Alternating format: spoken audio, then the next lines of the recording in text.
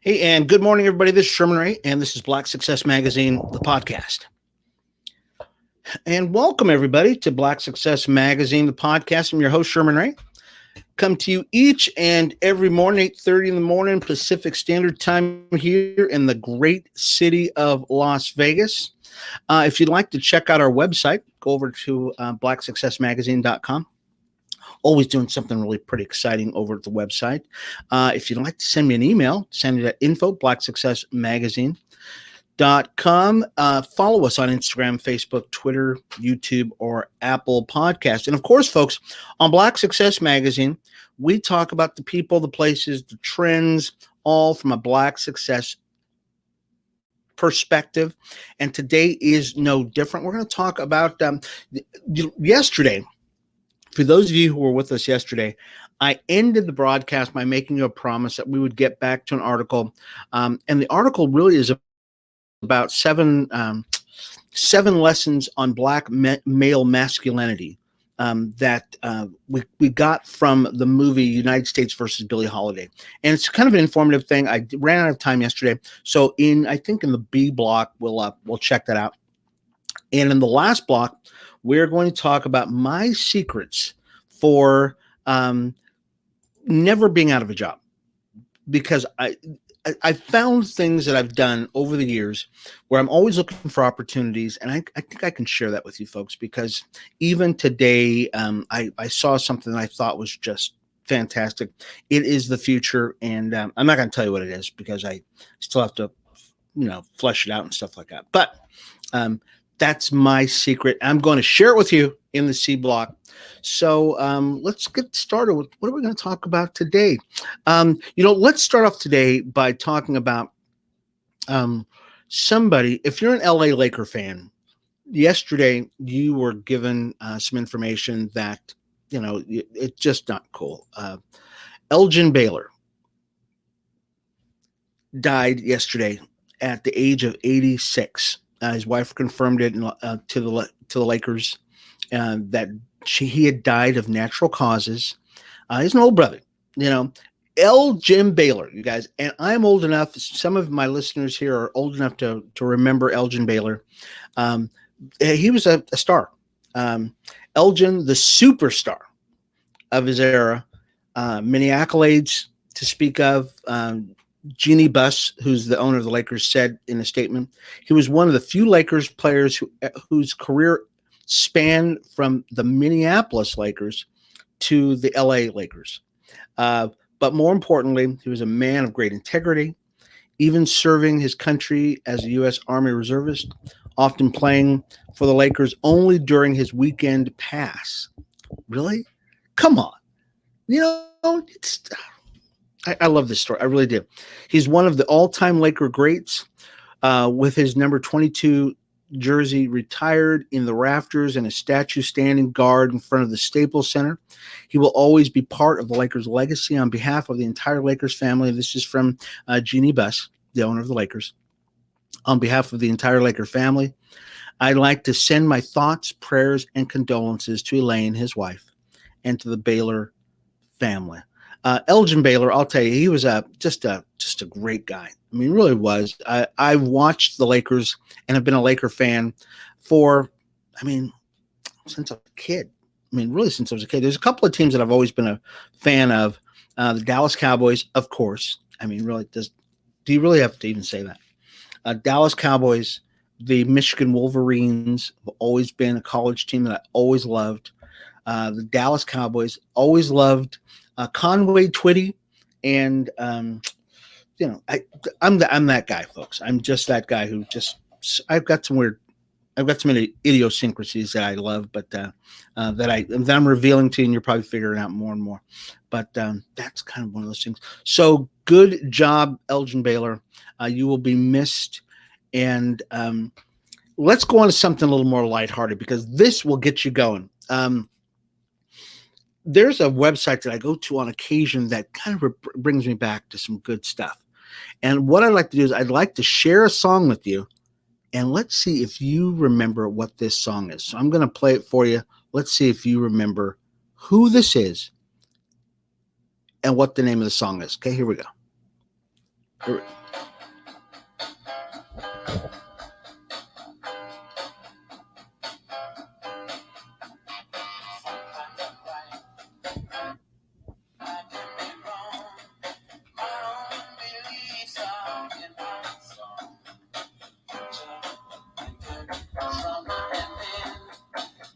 No difference. Mommy.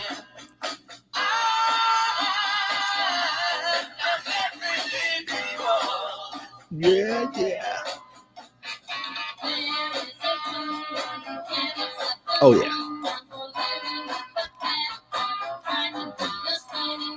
Different stuff.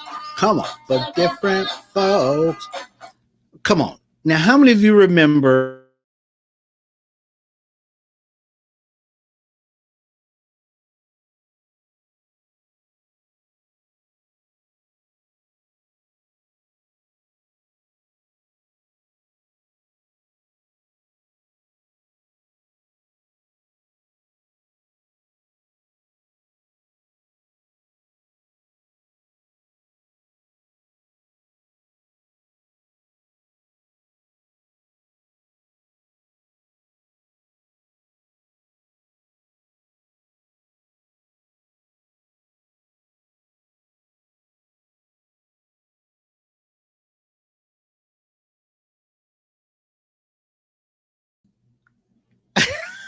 I hope I don't know if you folks are if you notice what just happened, but I just killed my own feed just now, right in the middle of a show. I'm so sorry, but the show kept going. It just kept going. So, for those of you who just saw that, I just cut myself off right in the middle. I got excited right in the middle of the feed, so I want to apologize to you. That was Sly and the Family Stone that we were playing, and I just wanted to make you feel good after hearing about Elgin Baylor dying. So there's another story. Many of you have heard of the brand Jack Daniels. Okay, Jack Daniels has been around for since the 1800s, something like that. What was the year? I got to make sure because this is really important. I mean, more than important. Um, so Jack Daniels, and I did the story probably a year ago, at least over a year ago, where I saw this story about a guy by the name of Nearest Green. Okay, they call him Uncle Nearest. Okay, like you're close, far, near. His name is Nearest Green, and who is this guy? Nearest Green was an ex-slave. So he was an ex-slave, and he lived in Lynchburg, Tennessee.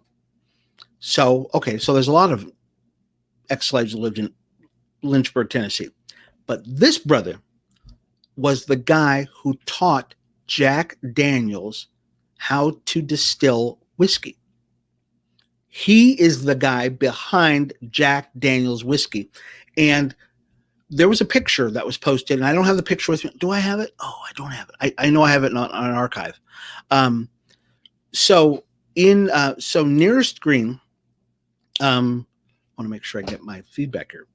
Nearest Green was the guy who you see this picture of all these guys. They have an old picture of Jack Daniels and a bunch of the people who worked in the Jack Daniels distillery. And you see all these white guys, and then you see this one black guy who's right next to Jack Daniels. And everybody goes, well, who is this guy? Why? So the interesting thing about why was this picture picked out? Well, because right after slavery, you still had a lot of Reconstruction. You still had a lot of racism, that kind of stuff going on. You would have never seen a black person in the same picture as a white guy sitting next to the white guy in a mass of white folks, or at least 10 or 12. He would have been off to the side someplace. You would have never seen this. So people were wondering, who is this guy? Nearest Green, as they found out, was the mentor of Jack Daniels. He is the originator of Jack Daniels whiskey.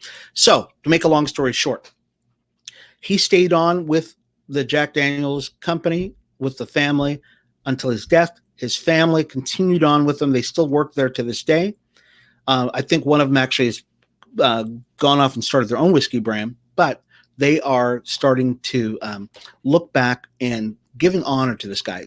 I think a couple of years ago, I went to my favorite adult beverage distributor and said, "Hey, have you gotten the new Uncle Nearest Green whiskey commemorative bottle in yet. And they said, no, we'd never heard about it. And they'd never heard about Nearest Green. So we'll do this once a year. Well, we will pay homage to Uncle Nearest Green because he is actually the originator of Jack Daniel's whiskey. It has never been a secret, folks. This has never been a secret. It's just never been publicized that an ex-slave was actually the originator of the Jack Daniel's brand. Okay. So anyways, in the next segment, we're going to talk a little bit about what we said. We're going to talk about the 7 lessons that on Black masculinity from the men of the United States versus Billie Holiday. I think you're going to like this. This is Sherman Ray, Black Success Magazine, the podcast. We'll be back in just a second.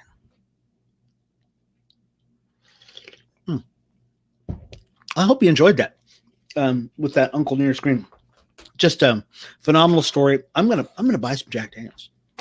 I won't drink it, but I'm gonna have it just to pay homage, as my homage to Uncle Nearest Green. So let's go ahead and talk about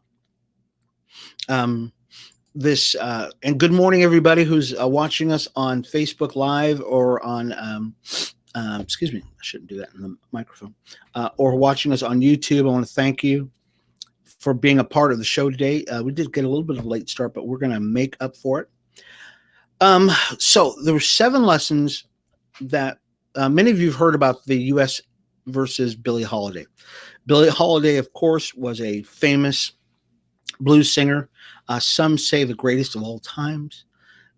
And she had a troubled past. I mean, she really did. She went through a lot of stuff with the men that she associated with. She had a lot of problems with the U.S. government too, but there were, and we're going to go through this as quickly as we can because it can be fairly lengthy. There were 7 lessons that we learned that we, based upon the men that she associated with, and how can we learn something and apply that to us today as Black men today. So Tyler James Williamson on Black men learning to love without possession. Okay. Let me put on my glasses since I can't read this. I think in a lot of ways, what we're talking about is where Black men and men in general are not taught to love without possession and to love without domination. So I think the film's era of men, and even the modern era of men, don't know how to separate love from domination. And we see that a lot. Many of you have heard of Ike and Tina Turner. And Tina Turner was like, man, Ike was like a brutal brother. You know, he was like, hey, you mine, and you better not stand up, or that kind of stuff. How can American men and men in general learn to love without dominating their women? And it's very tough. I mean, it's a tough battle. We're all in transition. We're all in learning how to do that. Number 2, Jeff Johnson on problematic traditional norms around manhood. We've been told we can't be full people. Manhood in the traditional sense is don't smile too much, or you're goofy as hell. Don't laugh too much, or people think that you ain't been there before. Don't love because you don't want nobody to play you. But all of these things are what makes you human, and in fact, have their emotions. Having those emotions is what makes you a man and makes you alive. Okay, this is interesting, folks. I tend to be a crier. We're not talking about becoming feminine as men. Okay, we don't want to cross those lines, but being an emotional guy, showing those emotions is truly just being human. And a lot of guys are taught, nope, don't smile, don't laugh, don't cry. I tend to be a crier, especially kids singing. Don't get me a kid singing. I'm going to cry right now thinking about it because they are pure. It just brings up something in me. And you can ask my wife, I'm all man. Okay. Number 3, Miss Lawrence on how Black men show love. I think in a lot of ways with men, especially Black men, we've had challenges with or insecurities about showing our love the way that we should, especially back in the 40s and 50s. Men were very hesitant about allowing love to show up in a way that it should, especially as it relates to relationships with women. And I think a lot of them stems from the falsehood or the false ideologies of patriarchy. Okay, this is interesting. Men telling their kids they love them. Okay. I know in the 40s and 50s, a lot of guys you can talk to, and they said, my dad never told me he loved me. Never. Okay. I tell my kids I love them all the time. My grandson, Jaden, I will kiss him on the lips right now if he comes here. Okay. He's 6'5". Love that kid. All my grandkids, all my kids, I love them to death. My daughter, Brittany, love them. And that doesn't make you less of a man because you're showing your emotions to your kids. So I'm going to go through just a couple more, folks, because I know this can be very I don't want to get this lengthy, but we can definitely I hope you're getting something from this. And once again, these are lessons we're learning from the movie The United States versus Billie Holiday. Now, we're not talking about men being feminine. Okay, we're not talking about men putting on feminine characteristics. There's nothing feminine about a man saying, hey, you know what, kids, I love you, I'm proud of you. There's nothing feminine about that at all. And but because we learned these things through years and years and decades of seeing what our parents look like, we might come to that conclusion. Number 4, Rob Morgan, on celebrating progressive black men. I think it's about circles. I think it's about the circles you move in and the people you decide to put that kind of focus on, because there are plenty of brothers out there who are standing with sisters and elevating them and supporting them to the highest degree. So I think that's a conversation us as a community need to have as far as what we choose to recognize, because we have a tendency to generalize a lot of black people. Okay, now this is another one. Okay, one of the toughest things for people to understand, especially black men today, and I'm not saying all of them, especially if you're listening to this podcast, is that strong black women, there is nothing wrong with a strong black woman, okay? Or putting them first, especially if she's got something going on and you don't, okay? There's nothing wrong with that at all. And the guy who does that, who tries to hold back his woman, okay, or his wife or his girlfriend or whatever it is, or women in general, shows weakness. Okay, that's a weakness that you have. It's not being strong and it's not being masculine by trying to hold someone back. Okay, that the first organizations that I've ever built were actually built for women. They were built for women and for the black community, because I saw a black woman who was very strong growing up. That was my mom. And many of us as young men growing up probably saw our moms as the strongest people in our lives. Okay. Why not emulate that? And why not continue to push that forward? Because you wouldn't be the guy you are today had it not been for that strong black female influence in your life. Does that mean you're feminine because you're doing that? No, I just don't see that. Let me give you one more, okay? One more lesson we can learn about men back in the 40s, 50s that we can translate today based upon the movie The United States versus Billie Holiday. Number 5. Trevante Rhodes on black men rooting for black women to win. And I think this goes on to it dovetails on to the conversation we had before. My generation of brothers, a lot of us grew up with single mothers. So all I know is strong black women. Okay. That's what fueled me, my mom, my grandmother. So to see a black woman be at the forefront of everything is what I want to see. So it's a beautiful thing right now. Okay. Okay. And once again, I think it just reiterates what we just said. And that is probably one of the most important things that we can probably talk about. Sorry about that, folks. We've got there we go. And so I think that's something we can learn from that movie. I could go on. There's actually quite a few. You can actually check out that article. It's on Essence Magazine. The article is still up there, and check it out. I think it's some great stuff. There's stories about the chase, masculinity, redefining masculinity, and not talking about putting on, a suit, but we can learn some things from it. Anyways, when we come back, we're going to talk about some secrets that I've learned about finding opportunities in everything. Okay. So when we come back, this is Sherman Ray, Black Success Magazine podcast. We'll be back in just a second.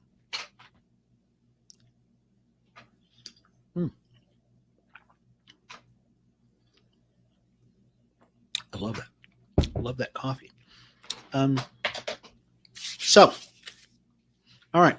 So, folks, we are back, and I want to thank everybody for being a part of the show today. As a matter of fact, I was looking back over our archives and looking at some of the emails I get, and we get quite a few emails. And if you'd like to send me an email, just send it to me at info@blacksuccessmagazine.com. And on Fridays, what we do is we open up viewer mail, and people ask me questions all the time. Anything. I mean, you can ask me questions about. It doesn't have to be on Black Success.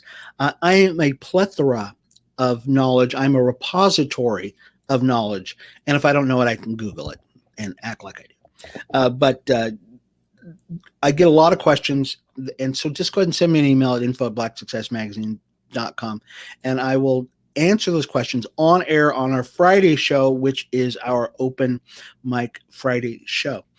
So, so in this last segment, I'm going to talk about a subject that I think a lot of people really need to get deep in their spirits, and that is on how to find opportunities. How to find opportunities and everything, so you're never out of a job. These are things that you learn over the years.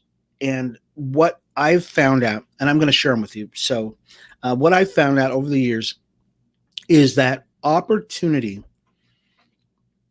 success, is really people looking for opportunities, and they meet.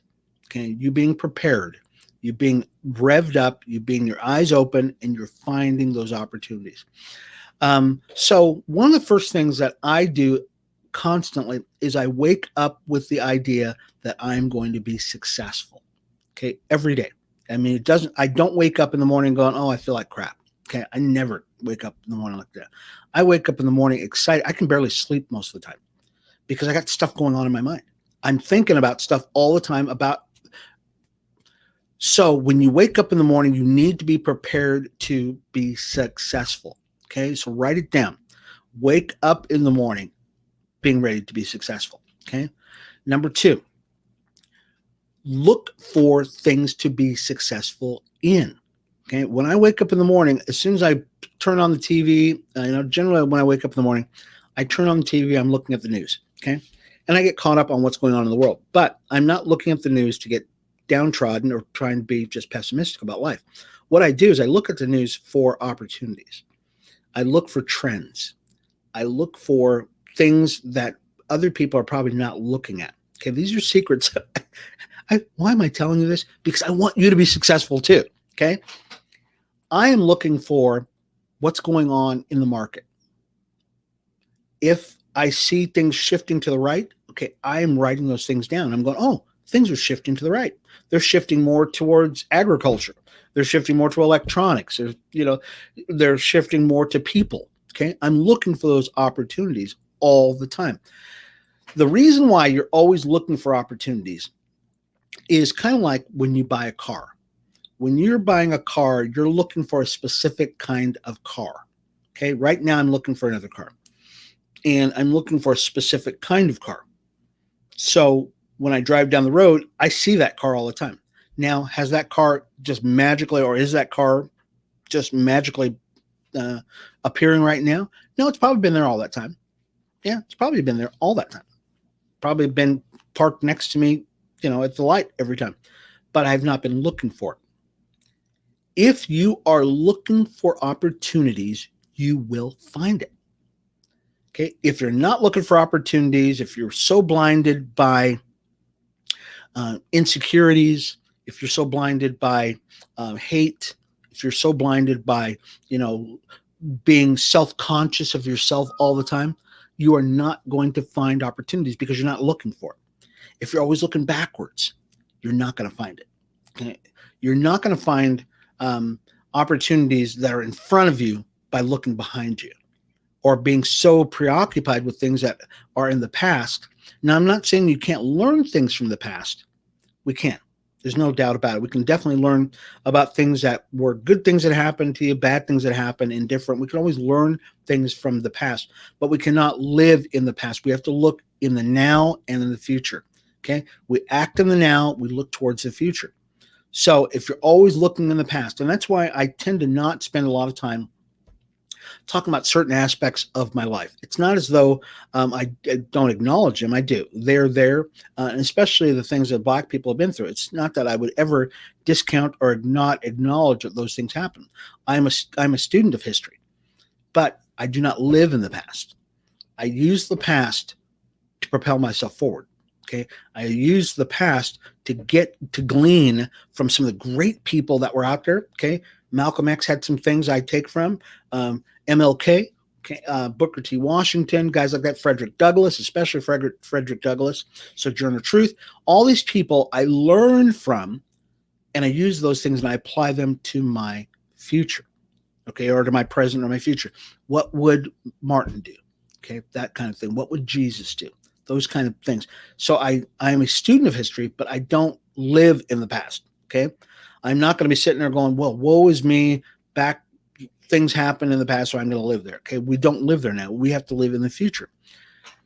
So my third key for you is don't live in the past. You can't live there. Okay, and anybody who tries to keep you there by reminding you of the past, is something you probably want to stay away from. Okay, this is just my advice to you. Stay away from people who spend all their time rehashing the past. Okay, because you don't live in the past, right? You live in the here and now. You live in the future. You're looking towards the future. Let me give you the last one. These are really simple. Okay, so you're looking for opportunity. You get up. You expect opportunity. Okay, write down everything you see. Okay, write it down. Why do you write down stuff that you see? Okay, because those are nuggets. Now, this is my thoughts. Okay, very esoteric. It's not weird, folks. I'm not going to get spooky spiritual on you or nothing like that. I believe that great ideas float around in the cosmos. Okay, for lack of a better word, they are looking for people to act upon them. Okay, I'm going to say it again. Ideas float around in the cosmos, and those ideas are looking for people to act upon them. If you don't write it down, you are going to lose that idea. And if you don't act upon that idea, you've lost it. That idea will go looking for someone else to act upon it. Okay? I'll give you an example. I'll give you two examples. One, Billy Graham was not God's first choice to be the evangelist, the greatest evangelist on earth in the modern era. Okay, it was another guy. Billy Graham was the guy who accepted the call. See what I'm saying? Billy Graham was not God's first choice. Okay, God chose 3 or 4 other guys before him. Billy Graham was the one who, when God put that idea in his mind, said, "Yes, God, I will do it." Have you ever had an idea and then all of a sudden somebody else, and you thought about it and you went, "Oh, that's a great idea. What a great, wonderful idea." And then months later or years later, someone else is doing your idea? Of course you, I mean, we all have, right? It's because that idea came to you first. You discounted it and you went, "Yeah, forget it." And you just blew it off. And someone else saw that idea and they went, "Yes." You may not have even spoken out loud. You didn't have to. That idea is looking for people. It's looking for a way to manifest itself. Greatness, ideas. God is throwing those ideas out to people, and you need to act upon it. Okay? Don't discount it. Okay? Don't discount it. If it works out, it works out. If it doesn't, it doesn't. But you need to act upon it when you see it. So write it down and then act upon it. Okay? All right. That's it. Okay. I hope you've enjoyed the show today, folks. I really did. And maybe we'll expand on that idea sometime later, but Yeah. This has been Sherman Wright, Black Success Magazine, the podcast. Once again, you can go to our website, check us out at blacksuccessmagazine.com. You can always email me at info@blacksuccessmagazine.com. Follow us on Instagram, Facebook, Twitter, YouTube, or Apple Podcasts. And we will see you again, folks, tomorrow for another fun-packed show at Black Success Magazine podcast. This has been Sherman Wright. We'll talk to you later. Bye-bye.